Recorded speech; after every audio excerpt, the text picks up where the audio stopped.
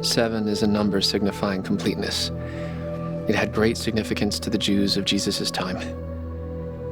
In the Gospel of John, the author, John, emphasizes 7 miraculous signs performed by Jesus prior to his crucifixion.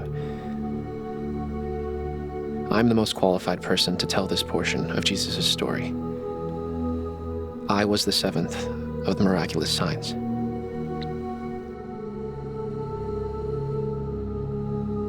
In his gospel, John chose a unique way to deliver Jesus' most significant teachings. He places them in the context of 7 of Jesus' most miraculous signs. John chose these 7 signs out of a large number of miracles that Jesus did for a very specific reason. John wrote, "And Jesus did many other signs in the presence of the disciples, which are not written in this book. But these are written that you might believe that Jesus is the Christ, the Son of God, and that by believing, you might have life through his name."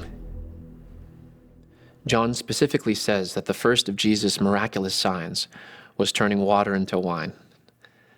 On that occasion, Jesus' mother and family members were attending a wedding in Cana, as were Jesus and his disciples. The wedding party was going well when the most embarrassing thing happened.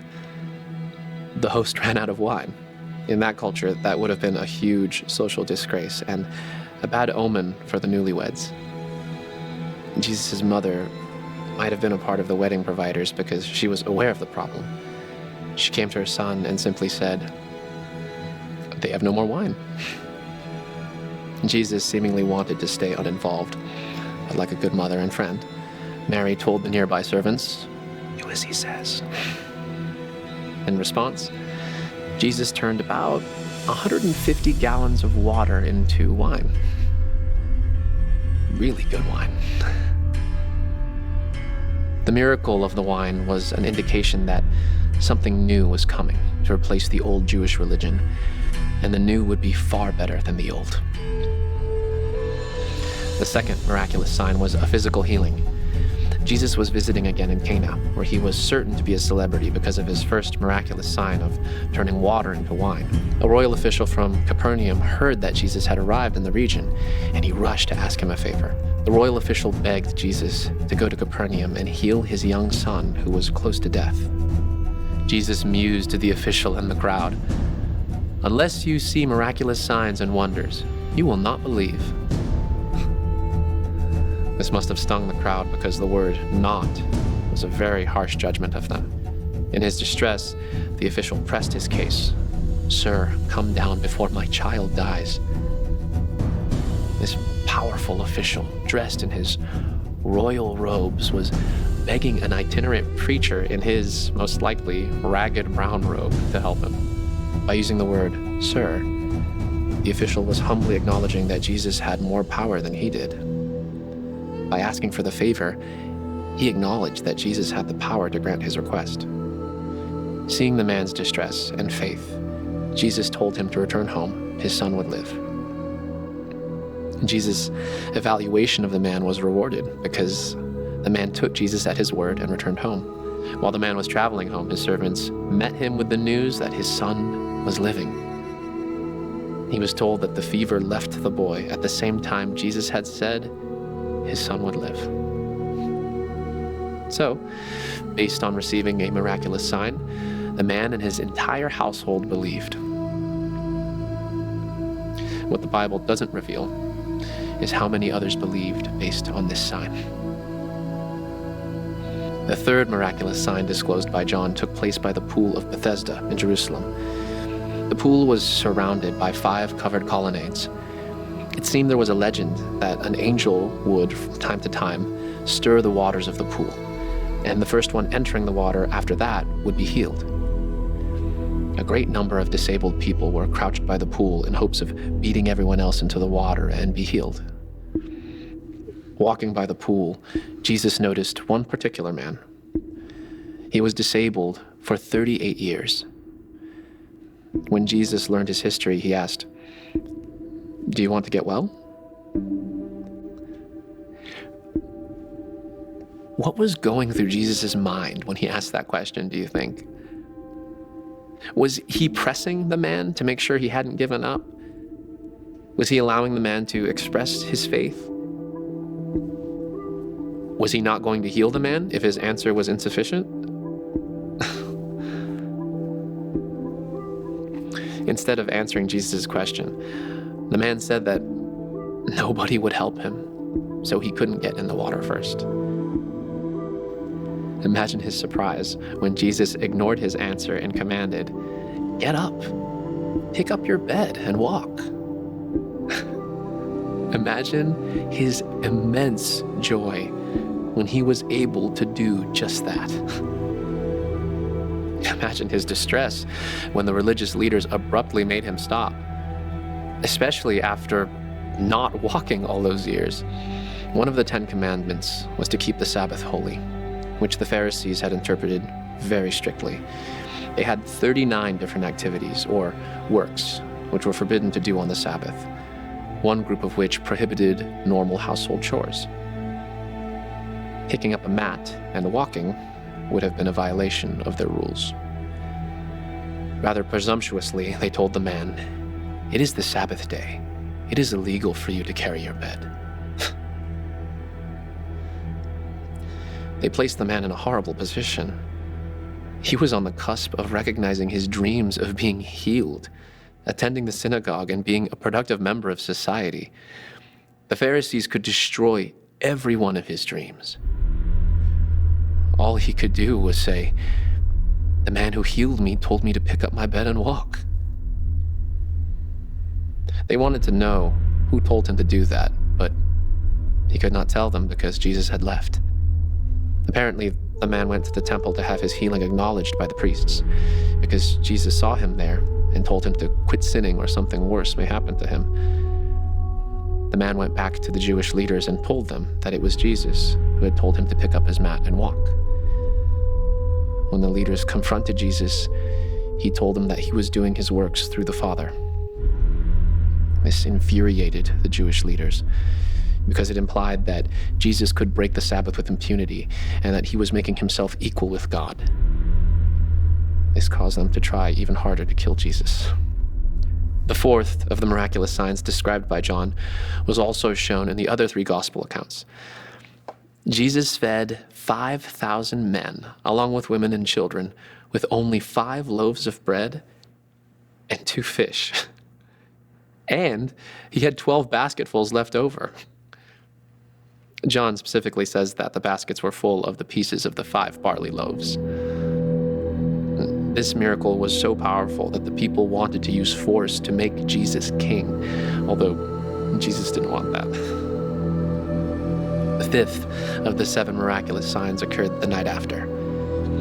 Jesus went to a mountain to pray and sent his disciples in a boat to go to Capernaum. About 10 hours later, in the middle of the night, Jesus recognized that the disciples were stranded in the middle of the lake, rowing against a very strong wind. Jesus walked about 3 miles on the water. He was about to walk by the boat when the disciples saw him. They were terrified. "It is I, don't be afraid," Jesus said. When he climbed in the boat with them, the wind died down immediately. Recognizing his ability to control the weather and nature and to create bread miraculously, the disciples worshipped him as the Son of God. Incidentally, only Matthew gives us the detail that Peter walked on the water to join Jesus that night, but started sinking when his faith wavered. The 6th of the miraculous signs was a last straw for the Pharisees. It ensured that they would find a way to kill him. Already on their home turf in Jerusalem, and already in their crosshairs, Jesus found another way to irritate them. He and his disciples were minding their own business when they walked by a blind man. The disciples asked, "Was this man born blind because he sinned, or because his parents sinned?" They clearly thought that those were the only 2 possible alternatives. They still labored under the misconception that physical disabilities were the result of spiritual sin. And Jesus replied that the blindness wasn't caused by sin. And, he added, the statement that the blindness occurred so that the work of God could be displayed in his life. Jesus spat on the ground, mixed his saliva with the dirt, and pasted the resulting mud on the man's eyes. "Go wash in the pool of Siloam," he said. The man walked down to the south end of the city of David and washed, and came back with his sight. The leaders insisted that the incident was a fraud. They questioned the man's parents. They refused to acknowledge the power of Jesus for fear of being ostracized. The Pharisees continued to harangue the man, but he continued to defend the person who healed him. When Jesus found out that the Pharisees had thrown the man out of the temple, he went to find him. Jesus confessed that he was the healer. The man said, "Lord, I believe," and he worshiped him. Jesus remarked that he had come into the world so that the blind could see, which was an obvious dig at the Pharisees' spiritual blindness. When they complained, Jesus told them that if they were truly blind, they would be innocent. But since they claimed to see, they were self-condemned. And this brings us to the seventh and last miraculous sign. Me. My name is Lazarus. My sisters were Mary and Martha. Our family lived in the small town of Bethany, about 2 miles east of Jerusalem.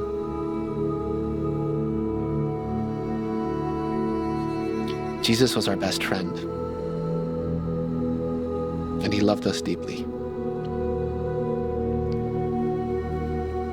One day I became extremely ill.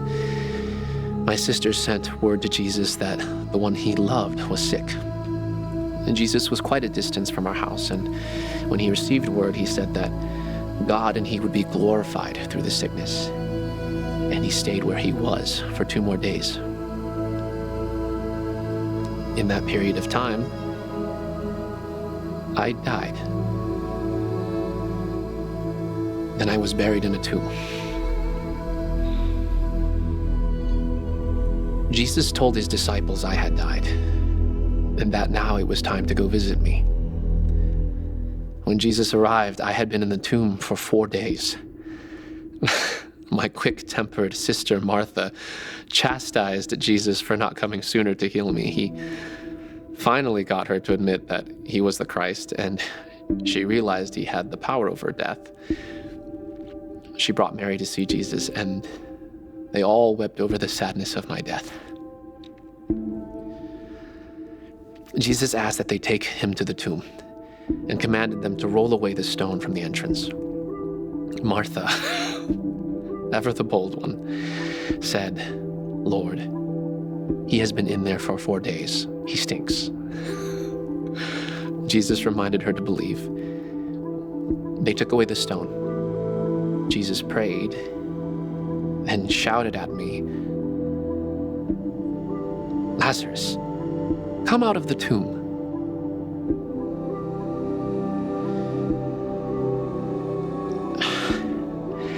How do I even begin to explain what happened next?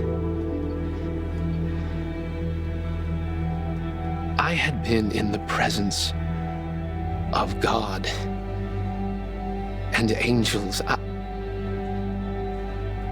I had been experiencing heaven, or at least what I perceived to be heaven. Then I was sucked back to my old reality. My eyes were open, but they were covered by bandages. My arms and feet were bound to my body. I could hear the binding ripping apart. I stood as if in a trance and walked out of the cave and into sunlight and life. I really wasn't too happy about it.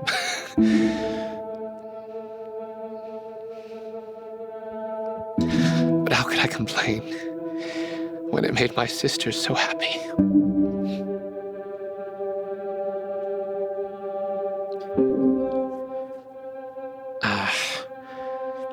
Some of the Jews came to believe in Jesus because of my resurrection.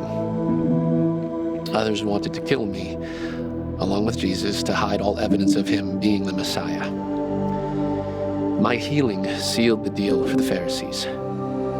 Jesus would have to die soon. 7 miraculous signs. John recorded them. The miraculous signs of Jesus. I wrote these things so that you may believe that Jesus is the Christ, the Son of God, and that by believing,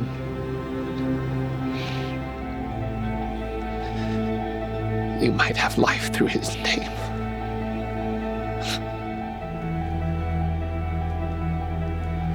That's what he wrote. That's why he wrote it. So you would believe that Jesus is the Christ, the Son of God, and have life. Most of the Pharisees refused to believe. They did not attain life. I'm begging you, me, the 7th miraculous sign, please believe and have life.